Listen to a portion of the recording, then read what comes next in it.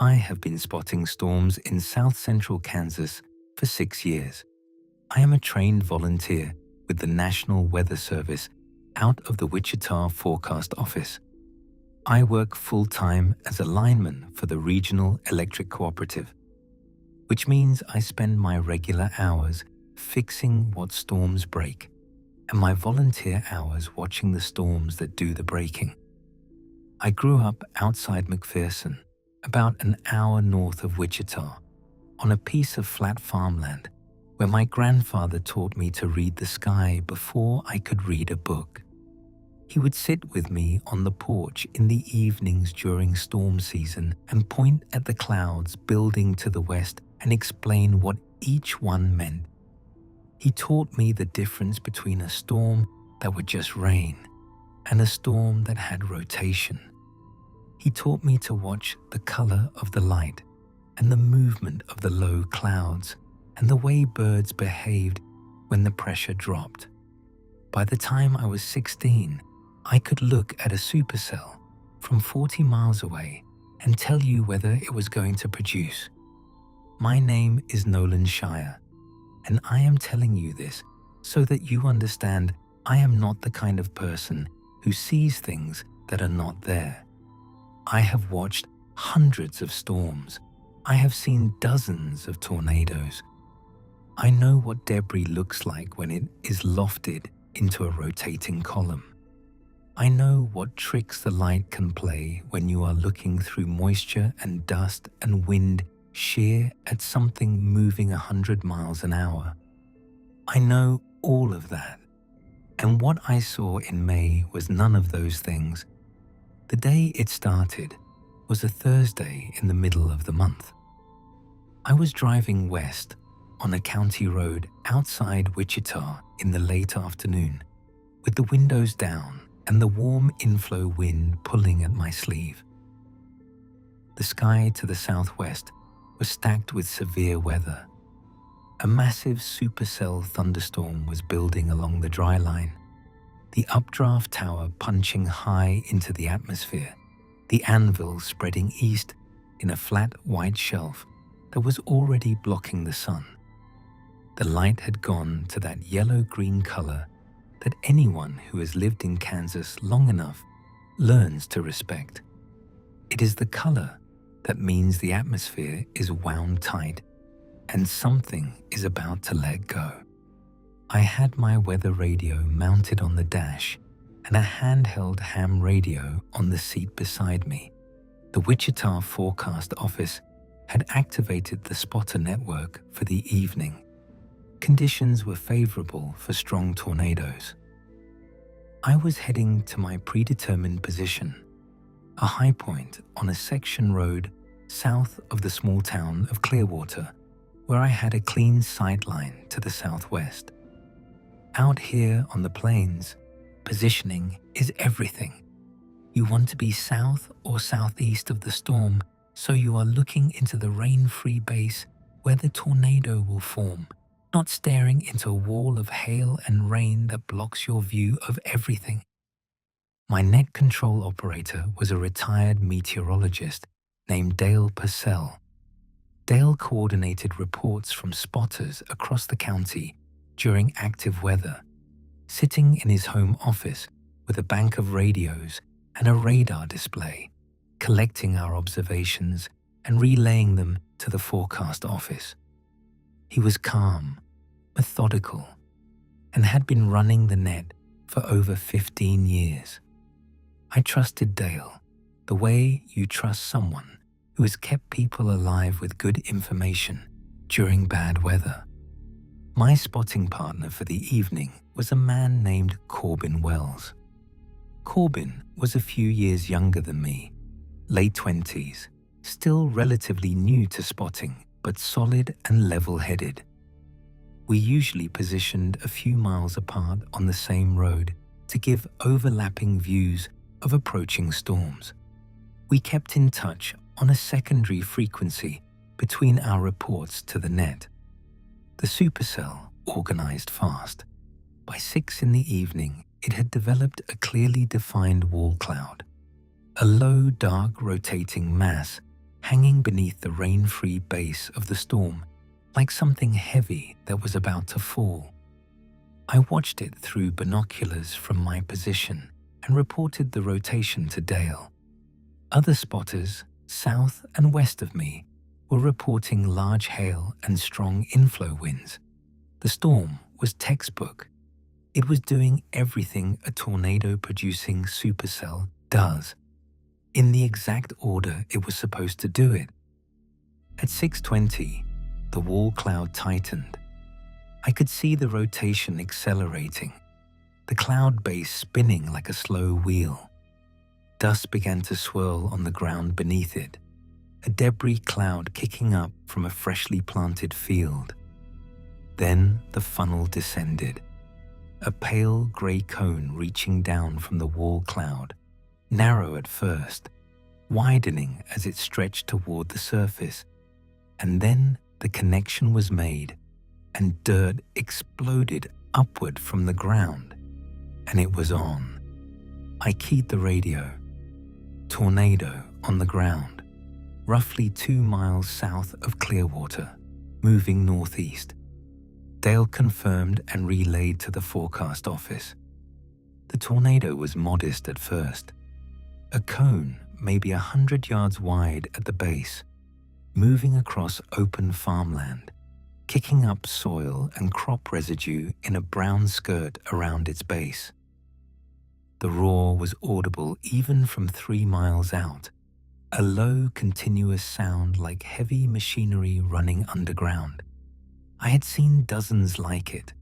It was a clean storm with a clean tornado, and I settled into the routine of tracking its position and speed and reporting updates to the net. That is when I saw something wrong.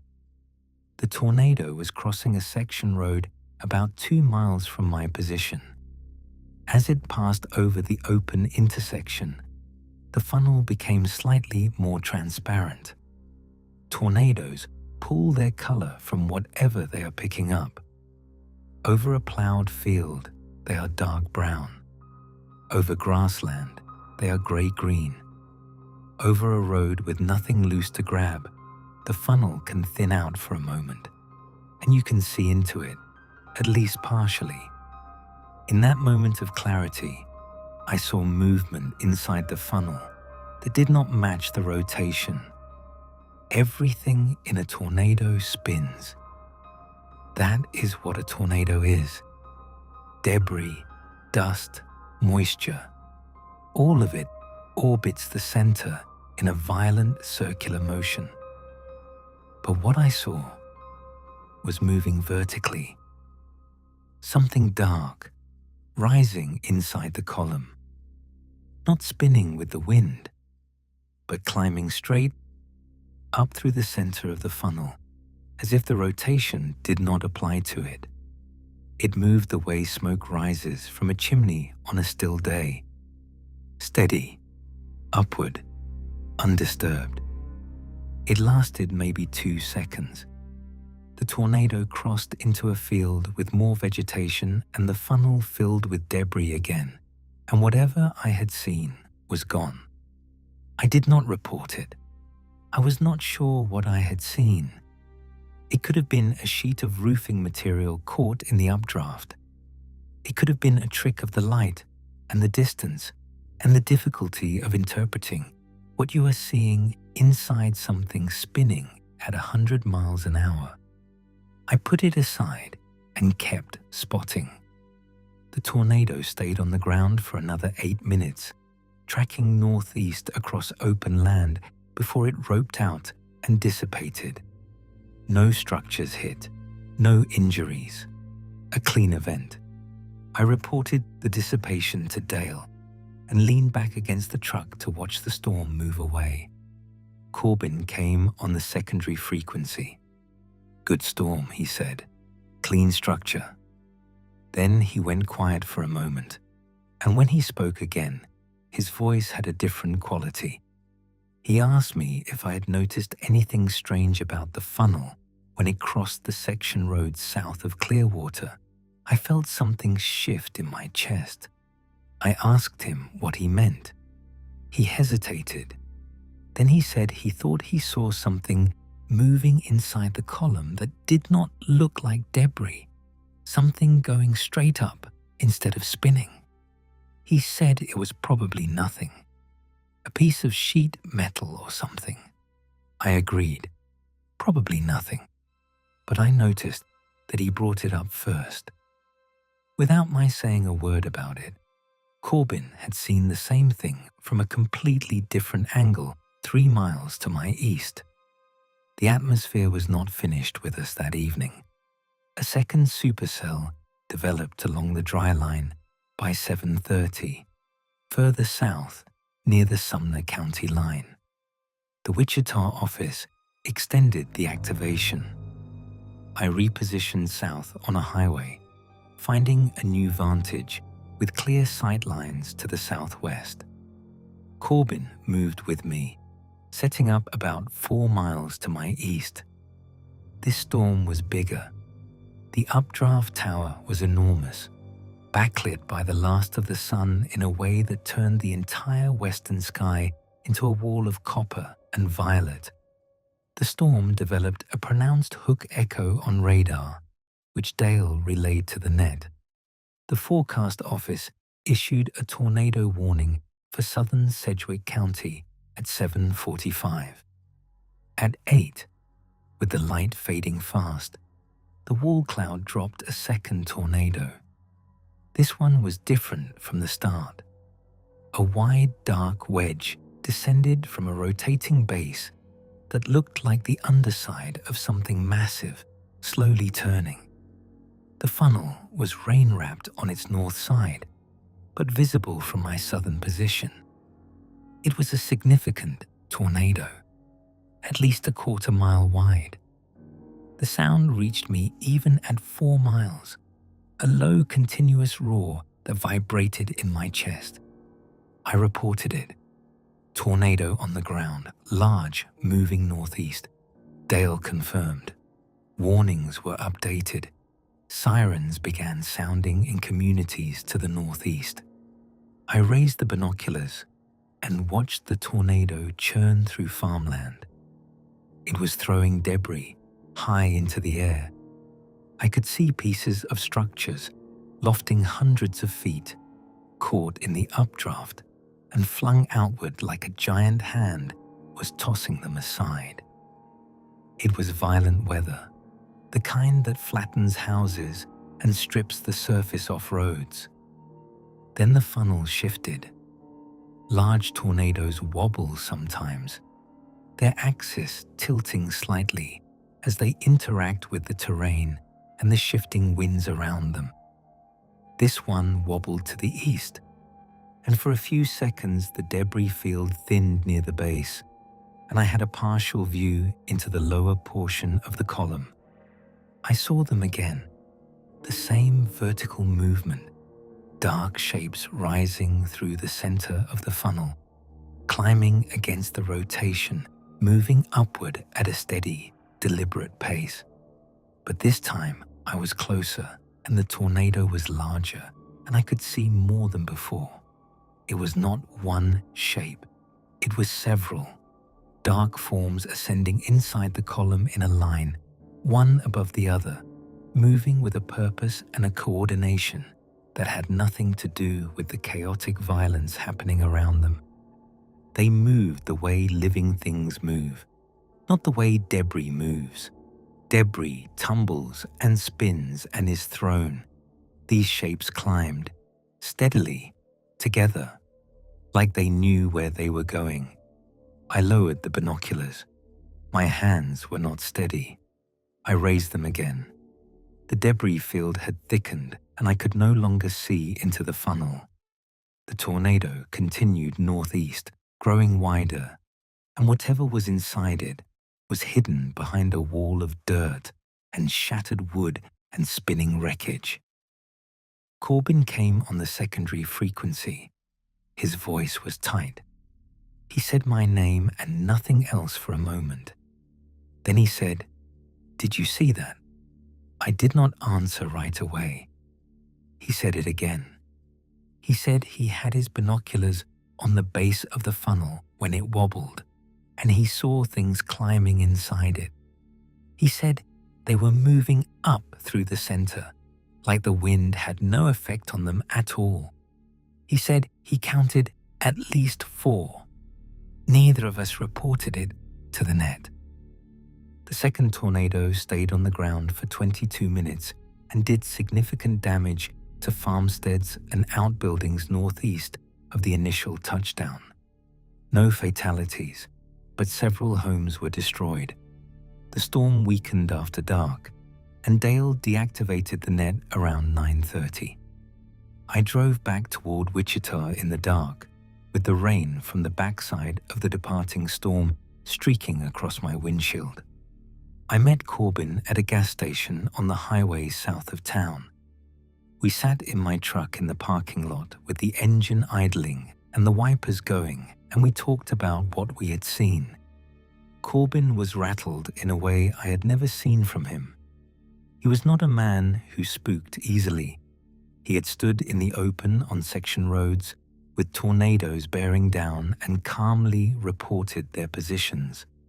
But his hands were moving while he talked, rubbing his knees, adjusting the radio on the seat, touching the door handle.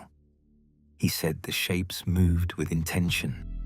He said they were organized. He said they were not debris. I told him I had seen the same thing in the first tornado, the smaller one, near Clearwater. Corbin went quiet. Then he said, maybe we should talk to Dale. We called Dale that night. He picked up on the second ring, which I thought was unusual for almost 11 at night on a day when he had been running the net for hours. Dale listened to both of us without interrupting. When we finished, there was a long silence on the line, long enough that I checked to make sure the call had not dropped. Then Dale asked us to come to his house the next morning. Dale lived in a ranch house on the west side of town. His home office was what you would expect from a man who had spent his career in weather. Radio equipment, maps on the walls, shelves of reference books, and old forecast bulletins. When Corbin and I arrived, he had coffee made and the blinds drawn and a look on his face that I can only describe as the expression of a man about to say something he had been carrying for a long time. He told us he had been running the spotter net for over 15 years. He had coordinated reports from hundreds of volunteers across dozens of severe weather events. And what Corbin and I described was not new to him. He said he had heard similar reports from other spotters over the years, not many, maybe 5 or 6 total in all the time he had been doing this, always under the same conditions, always during strong tornadoes, always from spotters who had a clean view into the funnel itself, close enough and at the right angle to see past the outer debris field and into the interior of the column. He said the spotters who reported it were experienced people, credible observers whose judgment he trusted completely, and every one of them described the same thing. Dark shapes moving vertically through the interior of the funnel, rising upward against the rotation, moving with what appeared to be deliberate intent. Dale said he reported the first one to the forecast office years ago. The meteorologist on duty listened politely and explained it as an optical illusion, debris and wind shear, and the difficulty of interpreting visual information inside a violently rotating column. Dale accepted that. Then the second report came in during a different storm from a different spotter who described the same thing in almost identical words. Then the third, then the fourth. Dale stopped reporting them after that. He said he did not know what the shapes were. He was not a man who speculated. He had spent his entire career dealing in observation and measurement and verifiable fact, and he was not going to start guessing about things he could not explain. But he told us something else, something that neither Corbin nor I had noticed, and that none of the other spotters had put together on their own. Dale said that every tornado where a spotter reported seeing the shapes had caused more damage than expected. Not dramatically more, not in ways that drew outside attention or triggered special investigations. But Dale kept his own records of storm events, and in every case where a spotter reported seeing something climbing through a funnel, the damage survey afterward showed destruction that was slightly more severe than what the estimated wind speeds should have produced. Structures that were expected to survive based on their construction did not survive. Vehicles were displaced further than the wind profile could account for. Equipment was found in locations that the debris trajectory models said should have been impossible. The tornadoes, with the shapes inside them, always hit harder than they should have, as if something in the storm was adding its own force to the wind. A week passed. The atmosphere reloaded the way it does in May in Kansas. Moisture streaming north from the Gulf. Wind shear building aloft. The dry line sharpening across the western part of the state. A strong system was forecast for the following Tuesday, with a moderate risk of severe weather across south-central Kansas. The Wichita office activated the spotter network. I almost did not go out. I sat in my truck in my driveway for a long time with the engine running, watching the towers build to the west. The sky was doing what it always did in spring, stacking itself into something violent and beautiful. And the part of me that had been watching storms since I was a boy wanted to be out there, the way it always wanted to be out there. But I could not stop thinking about the shapes, the way they climbed, the way they moved together, coordinated, purposeful, inside the most chaotic and destructive thing the atmosphere can produce. The way they rose through the center as if the 100-mile-an-hour winds were nothing, as if the tornado was not an obstacle, but a road. I went. I drove to my position south of Clearwater. Same road, same sightline. Corbin was on the secondary frequency. He sounded the way I felt, quiet and careful, but he was out there too. The storm developed a tornado at 7:15, a strong cone, maybe 200 yards wide, dropped from a rotating wall cloud and began tracking northeast over open farmland. I reported it to Dale. Location, direction of movement, estimated width. My voice was steady. I was doing my job. I raised the binoculars. The tornado was about 3 miles out, churning through a wheat field. The funnel was well defined, pale gray against the dark green sky behind it. Debris was light at the base, mostly soil and chaff. I could see into the column. They were there, the dark shapes, rising through the interior of the funnel, climbing steadily upward through the center, where the rotation should have been most violent. I counted 5 of them. They moved in a line, one above the other, ascending at a pace that was steady and unhurried. They were not spinning. They were not tumbling. They were climbing the way things climb when they know exactly where they are going. I watched longer than I should have. I could not look away. At that distance, the shapes were featureless, dark forms against the lighter gray of the condensation funnel.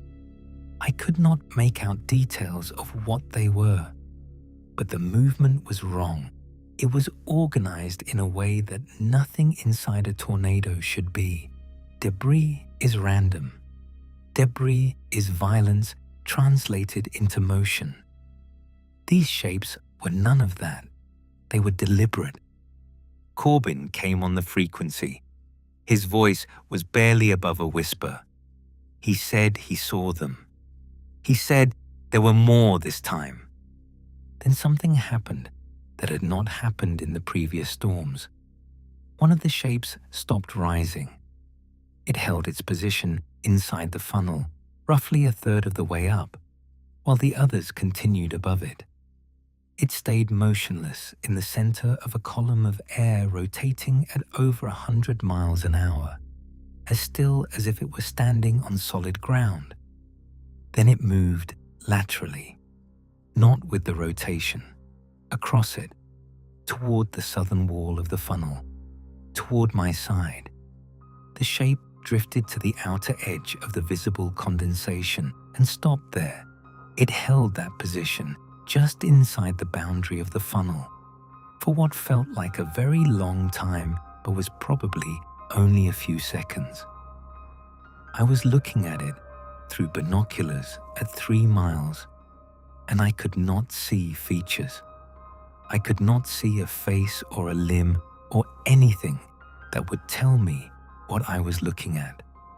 But I was certain, with a certainty that went deeper than anything I could reason my way to, that it was looking back at me, that it could see me through the wind and the debris and the distance, standing beside my truck on a county road in the fading light, and that it knew I was watching.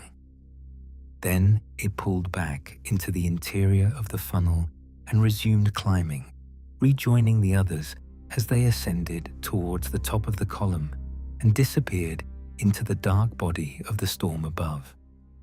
The tornado roped out and dissipated 10 minutes later. I put the binoculars down and sat in my truck and did not move for a long time. I did not report what I saw. I finished my duties for the evening, drove home, and sat in my kitchen in the dark. The damage survey came back 2 days later. I read it in the Spotter Network email. The tornado was rated based on damage to a farmstead it had crossed northeast of Clearwater. The rating came back higher than what the radar indicated wind speed suggested. An outbuilding that should have been at the outer edge of the damage path was completely destroyed. A stock trailer had been moved almost 200 yards from where it was parked, further than the winds could reasonably explain. The survey team noted the discrepancies and attributed them to localized variations in wind speed near the surface. I called Dale.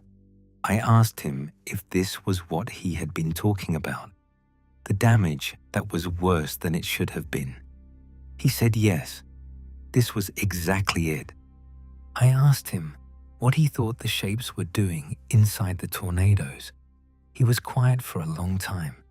Then he said something I have not been able to stop thinking about since.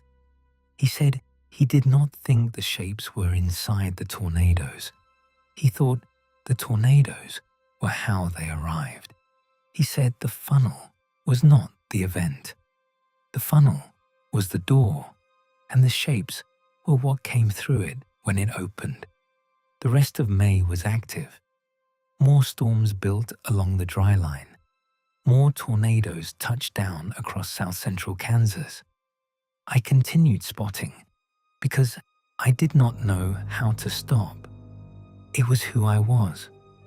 My grandfather put it in me before I was old enough to understand what he was giving me. This need to watch the sky, to read it, to stand in its presence when it was at its most powerful and bear witness to what it could do. I was not going to let fear take that from me, but I stopped using the binoculars when the funnels were down. I reported structure and movement and location and width, all the things the forecast office needed to keep people safe. And I did it from a distance without trying to see what was inside. I watched the tornadoes, the way you watch a fire in a fireplace, from far enough back that you can appreciate what it is without getting close enough to see what might be living in it. Corbin stopped spotting entirely. He called me one evening in late May and told me he was done. His voice was flat in a way that I recognized because I had heard it in my own voice at times during that month. He said he dreamed about the shapes climbing, and he woke up in the dark with the feeling that something was standing in his bedroom just outside the edge of what he could see. Something tall and dark and patient that had arrived during a storm he watched too closely. He did not say this like a man who believed it literally. He said it like a man describing a feeling that had settled into his bones and would not leave no matter how many times he told himself it was not real. I understood. I did not try to talk him out of it. Dale continued running the net, but I noticed during the remaining activations that month that Dale no longer asked spotters for details about funnel structure. He asked for location, direction, width, and speed, the essential information, the things that saved lives. He did not ask anyone what the funnel looked like up close. He did not ask anyone to look into it. It is late in the season now. I'm sitting on the tailgate of my truck on a county road west of Wichita, watching a storm build on the horizon. The tower is white and massive against a deep blue sky, the anvil just beginning to spread east in that classic Kansas horseshoe shape. That means the updraft is strong and the storm is going to be around for a while. I can feel the inflow wind on my face, warm and humid, pulling toward the storm like the atmosphere is taking a long, slow breath. I love this. I have always loved this. The sky over Kansas is the biggest thing I have ever known, and the storms that move across it are the most powerful forces I have ever stood in the presence of, and being out here reading them, the way my grandfather taught me, is the closest thing to purpose I have found in my life. I will not give this up, but the binoculars stay on the seat. When the funnel comes down, and it will come down because this storm has all the ingredients, I will watch it with bare eyes from a safe distance, and I will report what I can see without magnification. Location, direction, width, speed, the things that matter, the things that keep people alive. I will not look into the funnel, not anymore, because I know now that when you look closely enough into a tornado, you might see that it is not empty. And I know that whatever is climbing through the center of those funnels, rising steadily upward through the most violent wind on earth, as if it were nothing more than a warm breeze, can see you looking back. I think about what Dale said, that the funnel is not the event. The funnel is the door.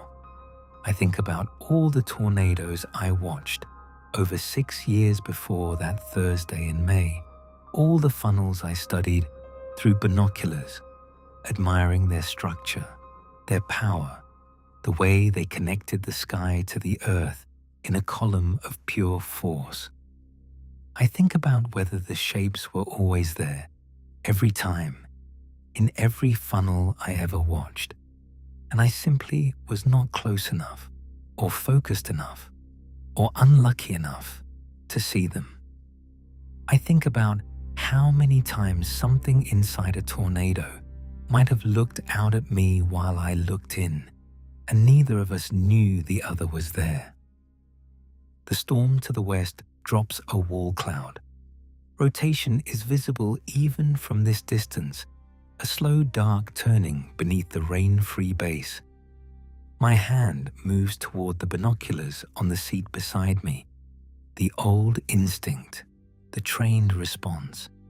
6 years of muscle memory telling me to glass the storm and report what I see. I catch myself. I put my hand back on the tailgate. The tornado touches down 7 miles to the west and tracks northeast across empty farmland. From here, without magnification, it is just a gray column connecting sky to earth. It looks like weather. It looks like something I understand. I file my report.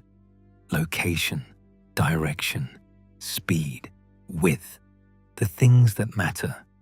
Nothing about what might be inside. Some nights, when a storm rolls through Wichita after dark and the sirens sound and the thunder shakes the walls of my apartment, I lie in bed and think about them. The dark shapes climbing steadily upward through the roar, rising through the heart of something violent and enormous, going somewhere above the storm that I cannot see, coming from somewhere below the cloud base that I do not want to imagine. I think about them moving together, organized, purposeful, unaffected by a wind that can tear a house apart in seconds. And I wonder, on the nights when the storms pass directly overhead and the sound fills every corner of every room, whether they are arriving or leaving, whether the tornadoes bring them here or carry them somewhere else, whether each funnel that touches Kansas soil opens something briefly, just long enough for what is inside to climb through, and then closes behind them when the tornado ropes out and the wind dies and the sky goes quiet again. I do not have answers. Dale does not have answers. Nobody does. The storms keep coming because this is Kansas and this is what the sky does here, and whatever lives inside them keeps climbing. And the only thing I know for certain is that the sky I grew up loving is larger than I understood, and some of what moves through it is not weather. I still spot. I will always spot.